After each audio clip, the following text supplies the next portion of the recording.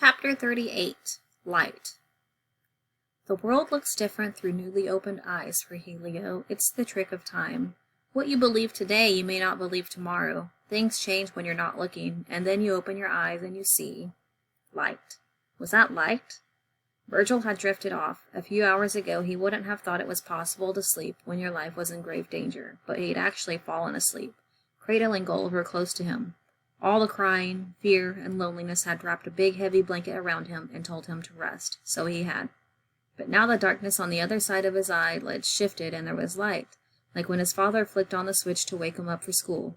1 minute darkness, next minute light. But there couldn't be light, could there? And there couldn't be noise, right? People calling his name? It sounded like someone was calling his name, or maybe a few people.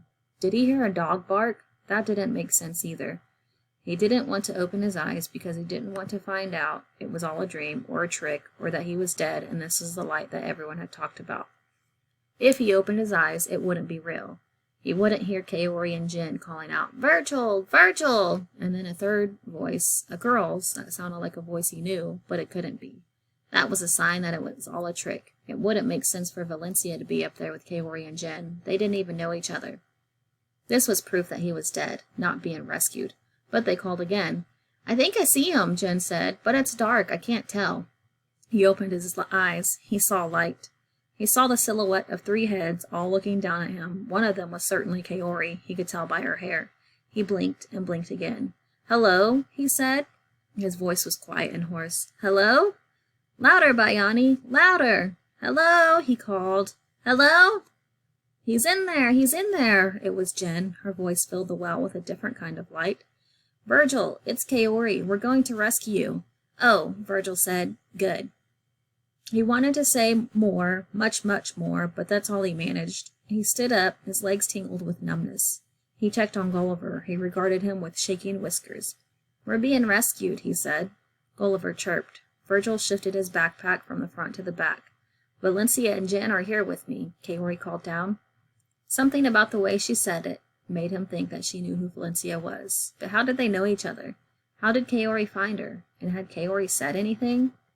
Suddenly Virgil was overcome with embarrassment, but that didn't matter now. First he needed to be rescued, then he could be embarrassed.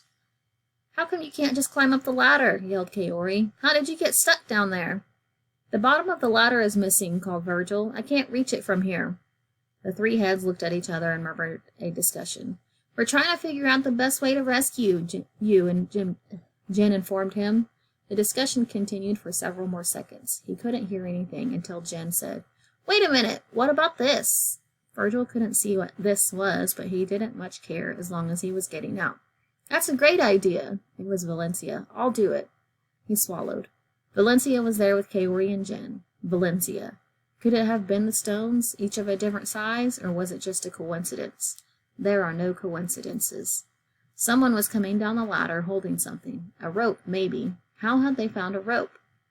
It was Valencia, coming down faster than he'd done hours before, but slowly enough to watch her step.